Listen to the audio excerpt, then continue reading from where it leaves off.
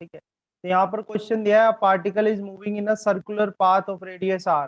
तो सबसे पहले एक सर्कुलर पाथ बना देते हैं। So this is a circular path, और सर्कुलर पाथ की जो रेडियस है, रेडियस आपको दी हुई है आर। ठीक है, ये इसका सेंटर हो गया O. The displacement after the half a cycle would be. अब मान लो कि वो जो है स्टार्ट करता है इस जगह से, ये उसका स्टार्टिंग पॉइंट है ए पॉइंट, और ए पॉइंट से चल के हाफ सर्कल पूरा करके किधर आ जाता है, वो बी पॉइंट पे। तो हम जानते हैं कि displacement is a shortest path between the two places. दो प्लेसेस के बीच का जो शॉर्टेस्ट पाथ होता है उसको डिस्प्लेसमेंट बोलते हैं।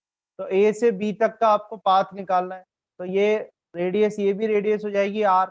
तो शॉर्टेस्ट पाथ कितना हो जाएगा, ए टू बी।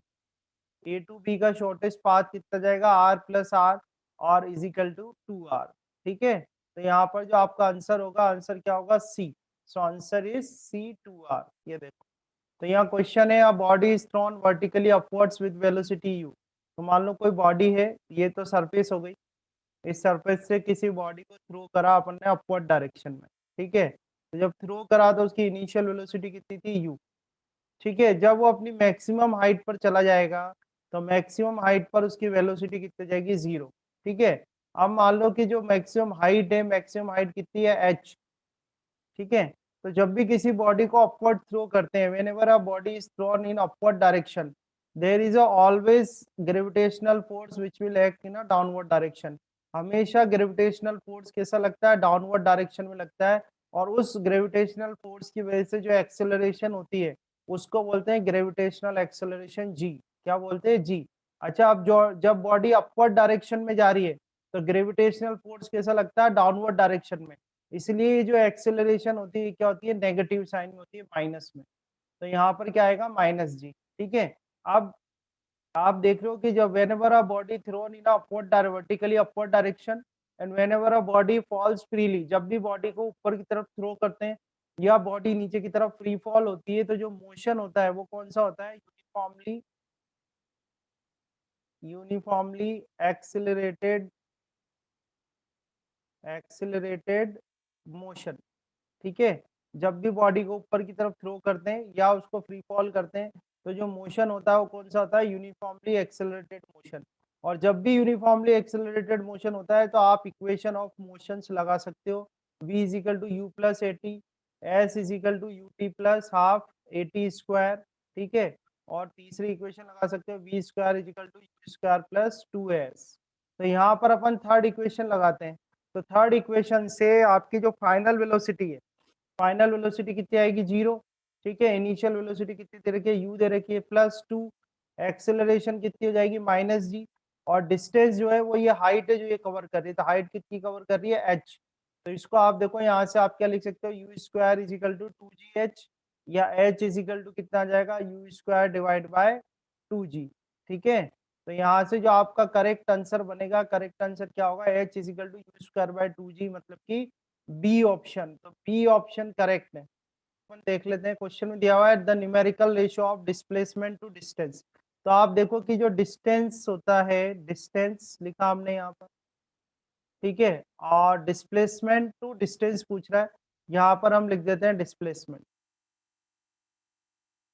ठीक है, तो डिस्प्लेसमेंट जो है, displacement could be less than और इक्वल टू, डिस्प्लेसमेंट जो होती है वो लेस देन और इक्वल टू होती है डिस्टेंस के। ठीक है, तो यहाँ से अगर रेशियो निकाला जाए, तो रेशियो आपके पास आ जाएगा displacement, displacement divide by distance. Displacement और डिस्टेंस का रेशियो पूछ रहा है ये, तो डिस्प्लेसमेंट डिवाइड बाय डिस्टेंस। ठीक है, तो ये आ जाएगा लेस देन इक्वल टू 1। तो डिस्प्लेसमेंट और डिस्टेंस का जो रेशियो है, डिस्प्लेसमेंट टू डिस्टेंस का जो रेशियो है, वो लेस देन और इक्वल टू 1 होता है। तो या तो इक्वल टू 1 होगा या लेस देन 1 होगा, यानी इसका जो ऑप्शन है वो कौन सा है, डी ऑप्शन सही है। ठीक है, so option D is correct, सही है। तो देखो इसमें दिया हुआ if the displacement of an object, तो डिस्प्लेसमेंट को अपन एक्स से बता देते हैं। तो displacement of an object is proportional to square of time, तो proportional to square of time. ठीक है, then the object moves with. तो देखो थोड़ा सा इसका सॉल्यूशन देखना आप किस तरह से। तो x is equal to, proportional का साइन हटाते तो एक कांस्टेंट आता है, तो मान लो k जो है वो कांस्टेंट है, तो ये आ गया टी स्क्वायर। ठीक है, तो x इजिकल टू क्या आ गया, k और t का स्क्वायर आ गया। ठीक है, तो आपको बताना है कि यहाँ से कि यूनिफॉर्म वेलोसिटी से चलेगा, यूनिफॉर्म एक्सेलरेशन से चलेगा, इंक्रीजिंग एक्सेलरेशन से चलेगा या डिक्रीजिंग एक्सेलरेशन से।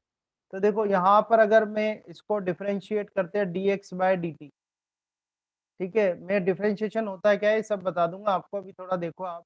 तो dx बाय dt करा तो कांस्टेंट का तो कुछ नहीं होता, इस t का जो होता है वो 2t हो जाता है।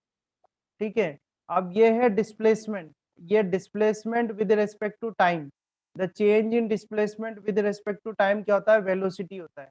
तो वेलोसिटी इज इक्वल टू आपके पास आ जाएगा 2k और t आ जाएगा। ठीक है, dx अपॉन dt जो अपन लिखते हैं ये इसका मतलब होता है change in displacement with respect to time. तो change in displacement with respect to time क्या होता है, वेलोसिटी होता है।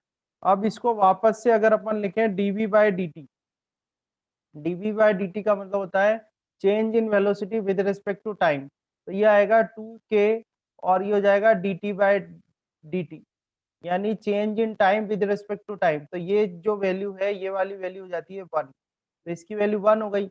और change in velocity with respect to time क्या होता है, एक्सेलरेशन होता है।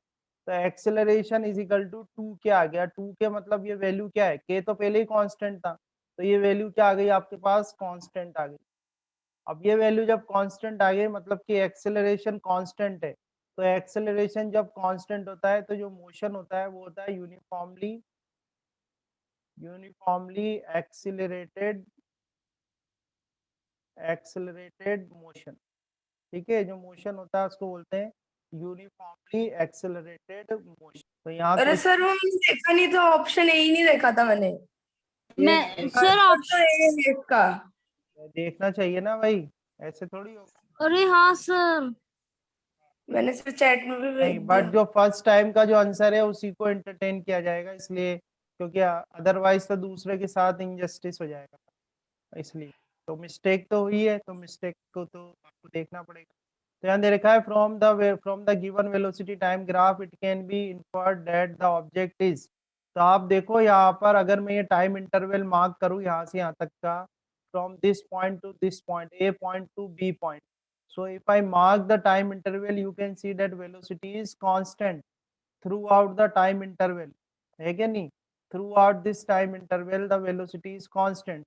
so when the velocity is constant that it is the uniform motion. जब वेलोसिटी कांस्टेंट होती है किसी टाइम इंटरवल में, बॉडी जब मोशन कर रही है तो जो मोशन होता है कौन सा होता है, यूनिफॉर्म मोशन होता है। तो इसका जो करेक्ट आंसर होगा क्या होगा, यूनिफॉर्म। तो आप यहाँ पे suppose a boy is enjoying a ride on a merry-go-round which is moving with a constant speed of 10 metre पर second, it implies that the boy is, तो ये ऑप्शंस दिए हुए हैं। तो देखो मेरी गो राउंड में क्या कर रहा है, सर्कुलर मोशन कर रहा है, और सर्कुलर मोशन में अगर बॉडी की पोजीशंस ली जाए, जैसे अपन ये पोजीशन ले लें, यहाँ पर कभी था वो यहाँ था, तो स्पीड तो उसकी कांस्टेंट है, स्पीड तो आपको कितनी दी हुई है, स्पीड इज 10 मीटर पर सेकेंड, पर हर एक पॉइंट पर जो डायरेक्शन है वो चेंज हो रही है। वेलोसिटी की डायरेक्शन यहाँ पर चेंज हो जाएगी, ये मान लो ये ए पॉइंट है, तो ये वेलोसिटी की डायरेक्शन हो गई ए पॉइंट पे।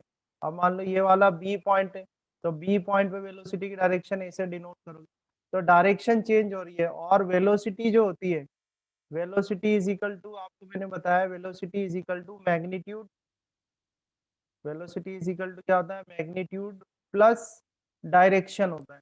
ठीक है, तो अगर इनमें से कोई भी एक चीज चेंज होगी तो वेलोसिटी चेंज होगी। यहाँ पर आप देख रहे हो मैग्नीट्यूड तो उसने 10 मीटर पर सेकंड दे रखा है जो कि फिक्स है, जो कि कांस्टेंट है, फिक्स किया हुआ है उसने। ठीक है, पर डायरेक्शन जो है वो कंटिन्यूसली चेंज हो रही है, तो डायरेक्शन कंटिन्यूसली चेंज हो रही है, इसलिए वेलोसिटी भी क्या होगी आपकी, वेलोसिटी भी चेंज होगी। अब चेंज इन वेलोसिटी जो होता है विद रिस्पेक्ट टू टाइम वो क्या कहलाता है, एक्सेलरेशन। तो इसलिए इसका जो करेक्ट आंसर है वो क्या आएगा, सी आएगा, कि इन एक्सेलरेटेड मोशन। ठीक है, तो देखते हैं यहाँ पे, area under velocity time graph represents a physical quantity which has the unit. तो वेलोसिटी और टाइम ग्राफ, मान लो आपने वेलोसिटी टाइम ग्राफ बनाया और ग्राफ कुछ इस तरीके का बना। ठीक है, ये ग्राफ बना, यहाँ पर आपके वेलोसिटी थी, यहाँ पर क्या था, टाइम था। अब वेलोसिटी मान लो इधर दे रखी है 10 मीटर पर सेकेंड, और टाइम दे रखा है आपको यहाँ पर 10 सेकेंड का टाइम दे रखा है। तो आपसे पूछे कि भाई यहाँ 0 सेकेंड से लेकर 10 सेकेंड तक कितनी डिस्टेंस कवर करी ये बताओ। तो क्या कवर करी डिस्टेंस, तो आप क्या करोगे, इसका एरिया निकालोगे। तो एरिया तो ये रेक्टेंगल बन रहा है, तो इस रेक्टेंगल का जो एरिया निकालो क्या होगा, 10 मीटर पर सेकेंड इंटू 10 सेकेंड। तो मल्टीप्लाई करोगे, इससे कट गया, तो 10 ये कितना है, 100 मीटर। तो आप क्या देख रहे हो कि यूनिट क्या आ रही है, मीटर आ रही है। तो वेलोसिटी टाइम ग्राफ और टाइम एक्सिस के बीच का अगर आप एरिया निकालते हो तो उसमें यूनिट क्या आएगी आपकी, मीटर आएगी, मतलब कि डिस्टेंस कवर्ड आएगा। ठीक है, तो इस तरह से इसका आंसर क्या हो जाएगा, बी। तो इसमें ये दे रखा है, 4 cars A B C and D are moving on a level road, their distance versus time graph are shown in. देखो, तो इसमें डिस्टेंस टाइम का ग्राफ दिया हुआ है। तो डिस्टेंस टाइम ग्राफ में जो स्लोप होता है, slope of a graph, slope of a graph जो होता है वो स्पीड को रिप्रेजेंट करता है। किसको रिप्रेजेंट करता है, स्पीड को। जिसकी स्लोप ज्यादा होगी, जिसकी स्लोप ज्यादा होगी उसकी स्पीड भी ज्यादा होगी। ठीक है, जिस जो भी कर्व आपका बना हुआ है, ग्राफ बना हुआ है, उसमें जिसकी स्लोप ज्यादा होगी उसकी स्पीड भी ज्यादा होगी। अब स्लोप क्या होता है, स्लोप का मतलब होता है with angle with horizontal axis, horizontal axis, horizontal axis के साथ किसने ज्यादा एंगल बना रखा है। तो देखो, सबसे कम एंगल तो बी का है, उससे बड़ा एंगल ए का है, उससे बड़ा एंगल डी का है, और उससे बड़ा एंगल सी का है। तो इसका मतलब यह है कि जो सी वाला होगा, सी की स्पीड सबसे ज्यादा होगी, उससे कम स्पीड किसकी होगी, डी की होगी, उससे कम स्पीड किसकी होगी, ए की होगी, और उससे कम स्पीड किसकी होगी, बी की होगी। ठीक है, इस तरह से आप पता कर सकते हो। अब ऑप्शंस देख लो, car A is faster than D, car A is faster than D, नहीं, कार ए तो स्लो है डी से। फिर क्या है, car B is slowest, car B, तो कार बी तो स्लोएस्ट है। देखो, सबसे धीमी कौन सी Yes, चल yes. रही है, कार बी ही चल रही है, तो कार बी इज स्लोएस्ट। तो हमारा आंसर मिल गया, बी ऑप्शन सही है, कार बी इज स्लोएस्ट। तो आंसर अगेन, तो क्वेश्चन ये है कि विच of the following figures represents uniform motion of a moving object correctly. तो देखो, यूनिफॉर्म मोशन, सबसे पहले ये देख लो कि ग्राफ किस किस के बीच का है। ग्राफ दे रखा है आपको डिस्टेंस और टाइम के बीच का, सारे जो ग्राफ हैं वो डिस्टेंस और टाइम के बीच में है। तो डिस्टेंस टाइम का जो ग्राफ होता है, डिस्टेंस टाइम ग्राफ में इस तरीके की जो लाइन बनती है, स्ट्रेट लाइन, ये तिरछी स्ट्रेट लाइन विद हॉरिजॉन्टल जो लाइन बनती है वो किसको रिप्रेजेंट करती है, यूनिफॉर्म मोशन को। तो इसका जो करेक्ट आएगा, करेक्ट आंसर क्या आएगा, ए।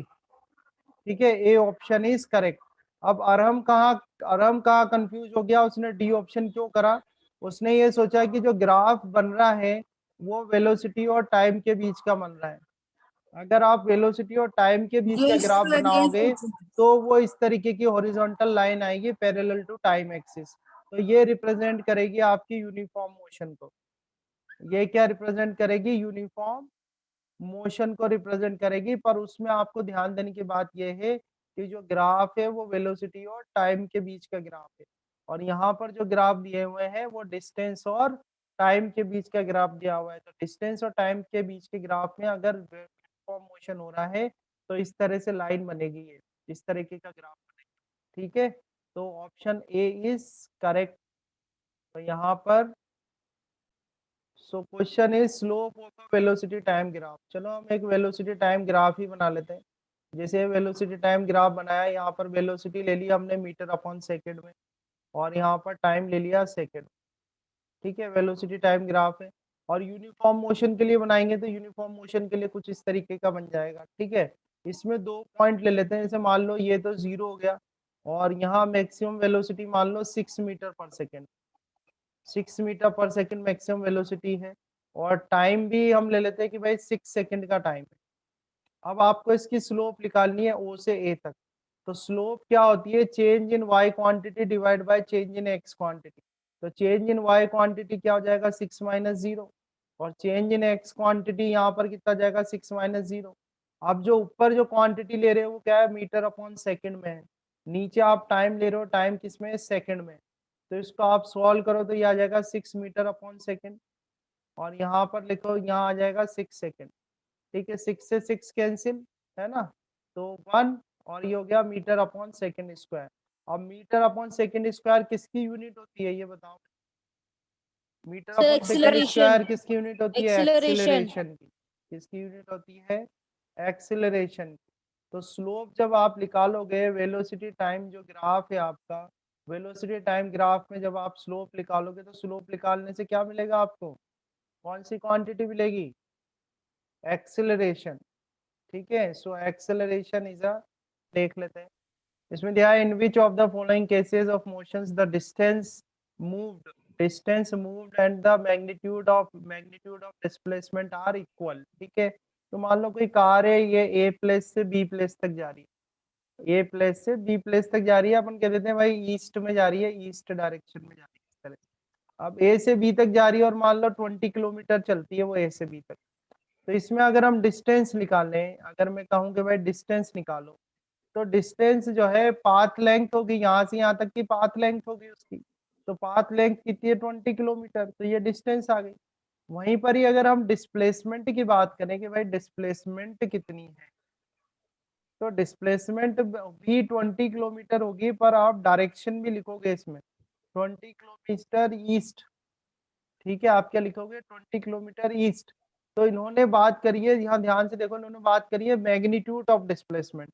तो मैग्नीट्यूड ऑफ डिस्प्लेसमेंट की बात करूं, अगर मैं मैग्नीट्यूड लिखना चाहूँ, डायरेक्शन नहीं लिखनी मुझे, मैग्नीट्यूड ऑफ डिस्प्लेसमेंट लिखें, तो मैग्नीट्यूड तो कितना आएगा? वो 20 किलोमीटर ही आएगा। ठीक है, तो अगर स्ट्रेट पाथ पे मोशन करता है, if the car is moving on a straight path और अ स्ट्रेट रोड, ठीक है, then in that case the distance move and the magnitude of displacement is equal. तो इसका आंसर जो आएगा आपका 11th क्वेश्चन का आंसर क्या आएगा? ए। ठीक है, ए इज अ करेक्ट आंसर।